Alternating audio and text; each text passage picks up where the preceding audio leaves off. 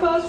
We have 2 more storytellers for this evening, and really looking forward to these last 2 tales. We have up next Curt Edwards, as you guys know in our motorcycle community down here. I've met Curt a couple times, and looking forward to having some more conversations with him. I know you all know him a lot better than I do. Curt and his wife have been riding motorcycles since they're both very young, and both of their ex-spouses did not like riding, so they quit riding for a few years. But around 2000, they both divorced, bought Yamaha Star motorcycles, took the motorcycle safety class in Oldham County, where they met.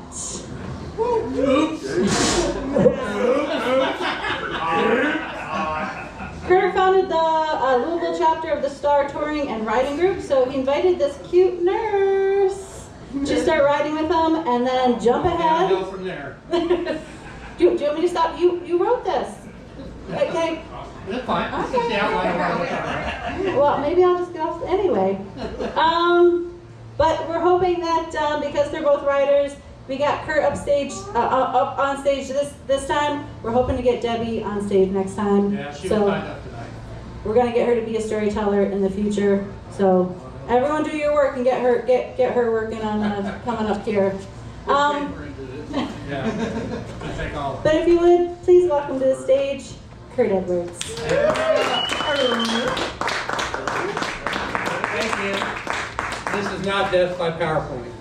I put a couple little Easter eggs in here for the Lou Vin guy. She kind of gave you the outline. I've been riding since I was a kid, mainly UJMs. First, I had a stepbrother in '69 that willed me a '69 CB 350. So I had my motorcycle license permit before I ever had a car. Rode it year round. So just loved bikes. Got married very young in 1980. Had 2 kids right off the bat. That was the end of my motorcycle life. My ex-wife did not like them at all. So I put bikes down for a long time. And I started in partnership in a pump distribution business in Cincinnati. So I traveled all the time. Really only had 48 hours to be a dad, husband, grandpa. And I just never, riding kind of took a back seat.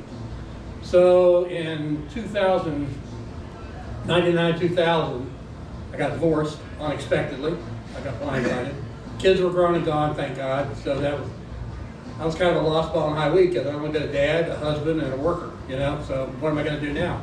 Went and bought her '99 Roadstar because I wanted a bike really bad.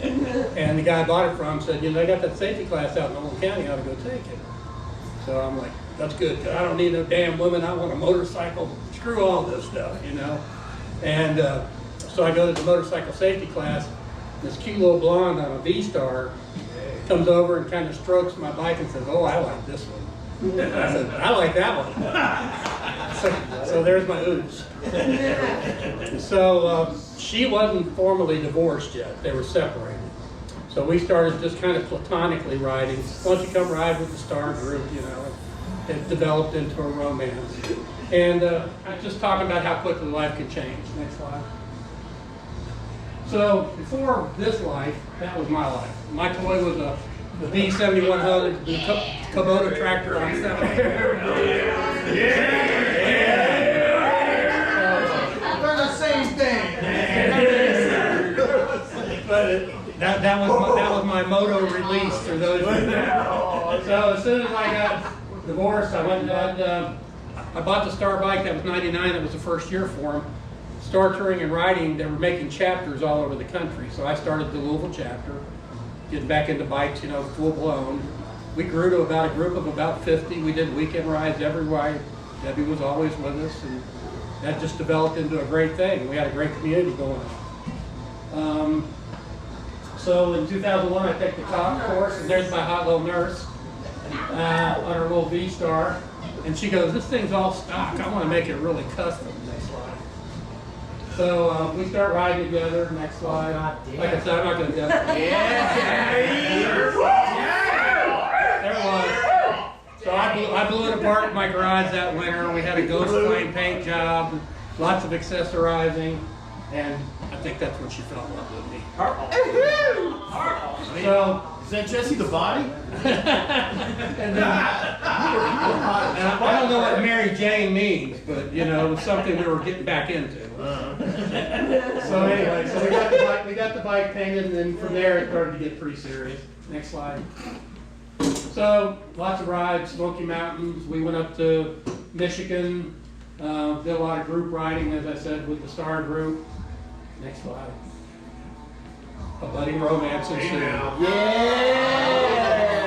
Next slide. So our first big trip, we took an 1,800-mile trip up into Sault Ste. Marie, Canada, and Sault Ste. Marie, Michigan. That's where Debbie's from originally. She hadn't been back home in like 20 years. So again, just lots of trips. Next slide. In 2005, we upgraded her to a 1600 Roadstar, and again, let the customizing begin. Next slide.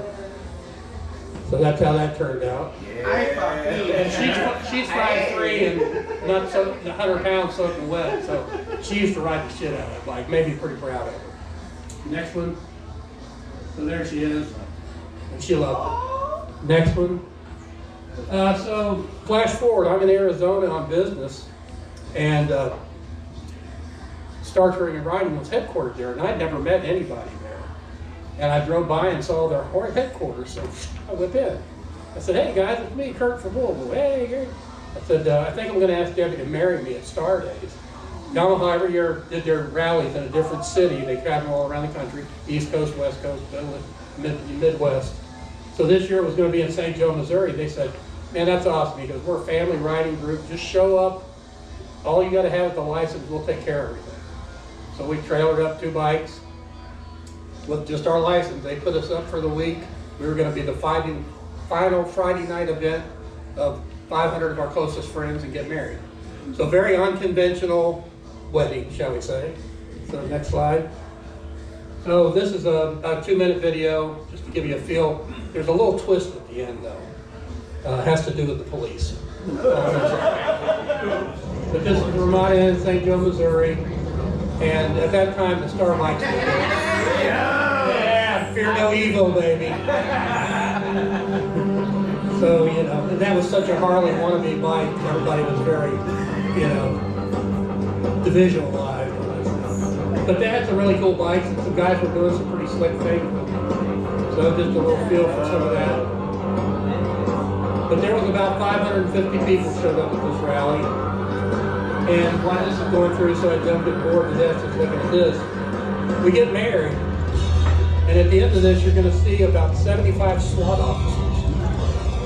What? Just as we kissed and said I do. Some guy had escaped from the county jail and barricaded himself in the hotel. You're gonna see it.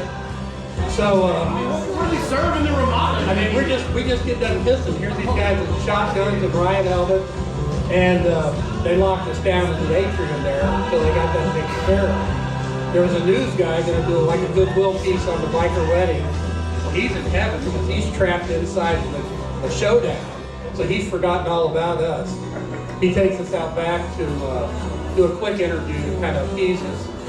And right as we're doing the interview, we hear bang, bang, bang. So I mean, we freak out. Everybody drops to the ground. And they were shooting tear gas in the room to get the guy out. And he had wetted down all the towels, blankets, and mattresses and made like a little cave in there.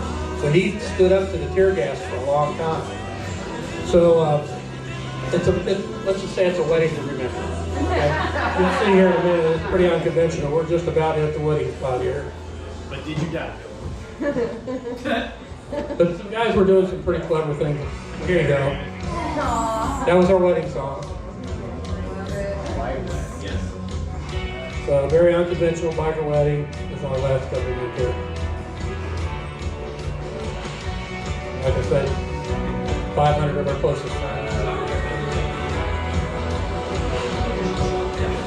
So this is the youth part. Now I'm stuck. I said I'll never get married. I was married 23 years. I think we're almost done here.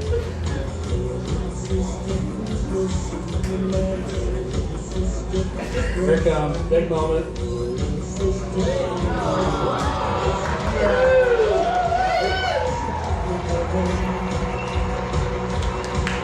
So that was a fun day, no doubt about it. And now the fun starts. So we get by.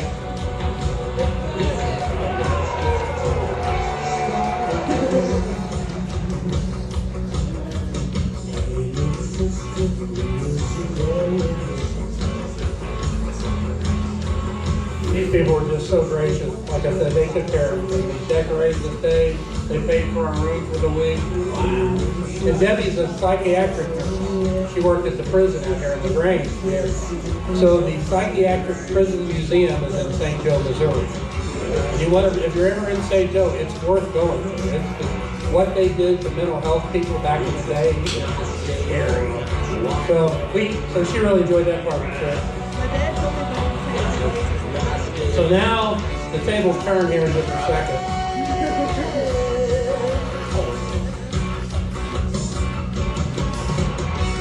Carson was 10 years old at that time, and her dad's a big lawyer here in Louisville, and Mom married a biker dude. She didn't know what to think. And then the police showed up. So, and she's been one of the best things in my life. Because I had already raised 2 kids. My kids were out of college and gone. Here I am with a 10-year-old. So you'll see the ride helmets and shotguns here in a minute. So he's in that corner room, and that's where they're trying to get him out of.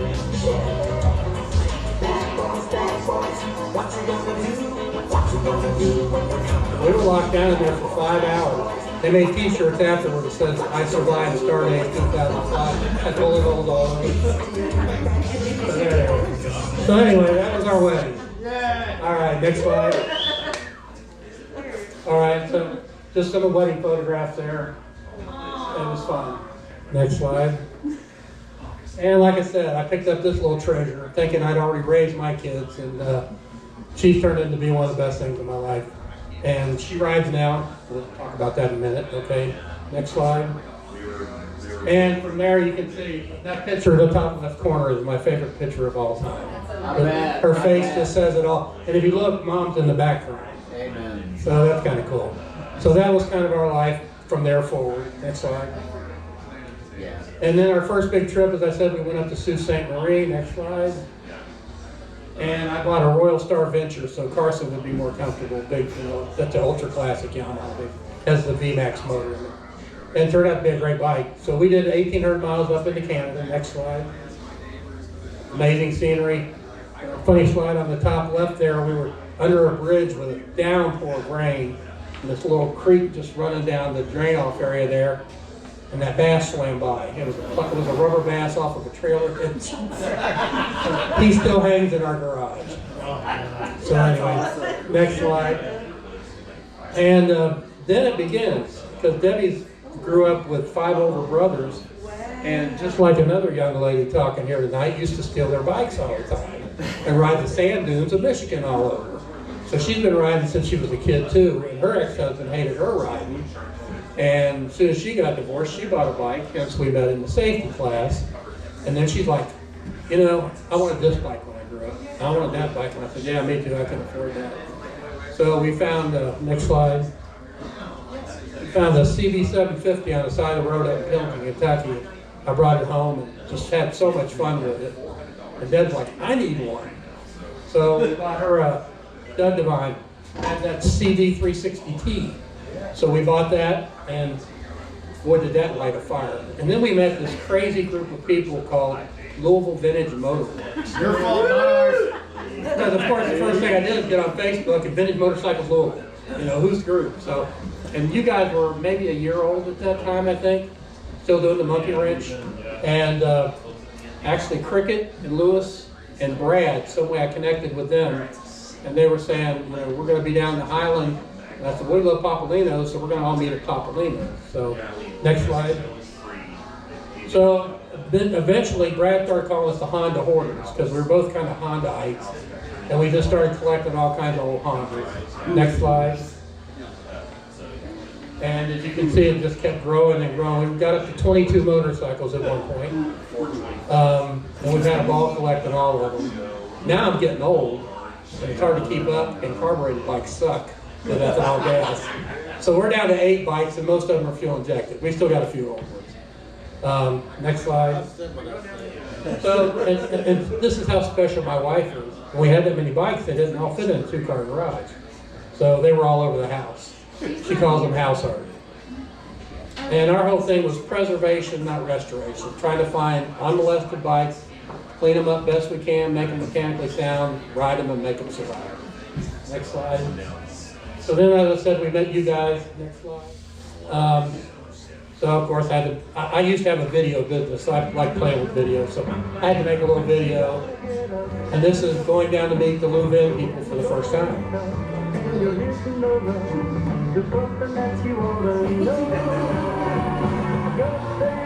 Found some old commercial music.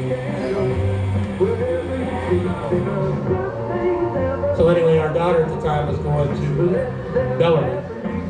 So we went down and grabbed her before we went to meet everybody to eat. So that's what we're headed here. And I throw these because it's got little clips of Louvain people through it. I got one other little short clip and then I'll wrap it up. So this is picking up Carson and Bellarmine. This was 2010, I think. Is that the first year for Louvain or not? No, the first year was 10. I think it was the first year. Yeah, see. So there you go. I know, and that's not. Okay, that's that one. Next slide. AMA Vintage Days. What's that? What? Oh, don't even start, Mr. Donut. And this year, this is our first year though. And Louvain. Oh, I'm sorry. This is a gentleman's ride. PGR. I thought you'd enjoy some of the scenery on this one. Look at that guy. Well, that was planned. I'll tell you the story. So Year of the year that year. we wanted to go to AMA because we'd heard so much about it. And that year in particular, Louvain was the featured group for the whole event. We had a huge big tent. The team pulled together and put together a hell of a show. Merchandise, custom bike, custom helmet. I know, doesn't that break your... And this was just before I really ramped up my business to sell. After this, my motorcycle life kind of took a back seat again. But during this time, we were having a lot of fun with you guys. We really were. And I'm retired now, and I plan to get back to it. And I just bought her that Yamaha Bolt. She had it a week and a half, and she saw a Moto Guzzi V7, and I had to sell it and buy her that immediately. So we'll talk about Moto Guzzi here in a minute. But that was a fun day. And for anybody who hasn't done that, you basically put your group together and go to several key places within your geography, take pictures, video, and it's all for prostate cancer. It's a great ride. But there's some faces here I think most of you will recognize. Am I in your guys' way? Oh, you're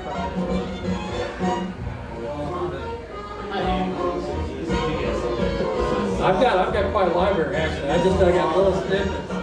giant douche right there with crotch right there. Oh, there's Rob. That old man. We should have gotten arrested. I both had all over. We almost got arrested at Churchill Downs. Yeah, we almost all got Yeah, we arrested. almost all got You arrested. can skip to the next slide. They called the cops. Yeah. So that was pretty much the thing. And then for the last little video clip here comes AMA Vintage Day 2013. And this is where we discovered Moto Guzzi.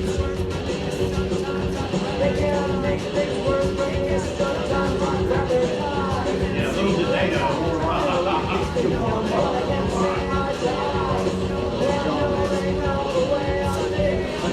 And we had shirts with these lyrics on the back of them. That's why I'm using this song. There you go. Oh, that was the year we did buy a shirt, get shot. Yeah. Oh, that was so bad. But we had, all kinds, a lot of artists in our group. So there was helmets and bikes, and it was just an awesome show. And it rained a lot.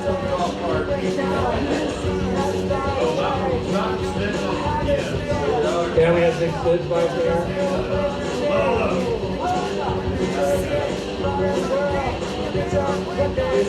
We got Cricket eating donuts.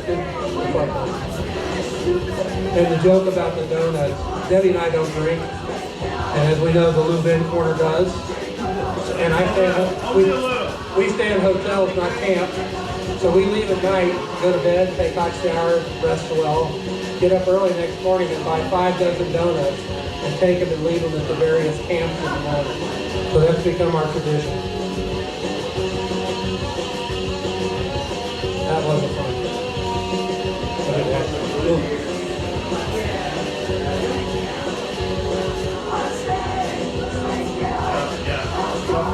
One shot is fine.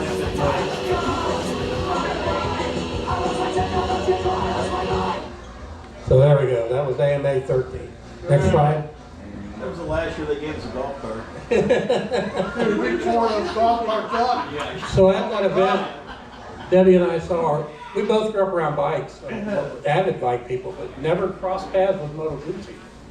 And we saw a 73 Eldorado and both thought it was the most beautiful bike we've ever seen. And Debbie at that time, as some of you may remember, we had like 7 CX500s because she loved those bikes. She wanted one in every color. So we kind of made the switch over to Moto Guzzi after this. Next slide.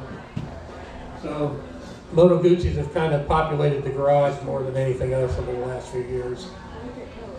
Next slide. We jump to 2015. Next slide. And there's Debbie at 26 and her daughter at 26 with their first motorcycle. So how cool is that? So yeah, we got her a CB500 when she got her master's degree. And her and mom started riding at the same age. And she moved to California for 3 years and just moved back to Louisville, so we have her back. And they don't have bikes right now, so they're looking at my garage real happily. So next slide. She got married while she was out there. Jump ahead. They want a bike that doesn't run, come to me. And this is the garage as it sits today. We got a 68 125 two-stroke twin, an old 81 CX500, a V7 Moto Guzzi, a Vespa, a Moto Guzzi Eldorado, the 1400 Moto Guzzi. Debbie's Triumph Tiger was her retirement bike. That's her favorite bike. And a little Honda Cub. Next slide, I think that's it. And that's it. So anyway, kind of a convoluted story how we got here. And as I said, I really humped it the last few years to build my business up so we could sell it. And we sold it a year ago, and I retired in September. And I'm down to 8 bikes, which is very manageable. And we also have a little Suzuki Samurai we play with. So that hopefully is my life in the summer, is piddling in the garage, what I've always wanted to do. And I built a nice man cave in the basement with a music studio, home theater, guitars, pinball machines. So anybody in LaGrange, open invitation, stop by, see the garage and hang out. I feel like I just got like a history of Louisville riding here. This is amazing. Thank you so much, Curt. That was actually really wonderful.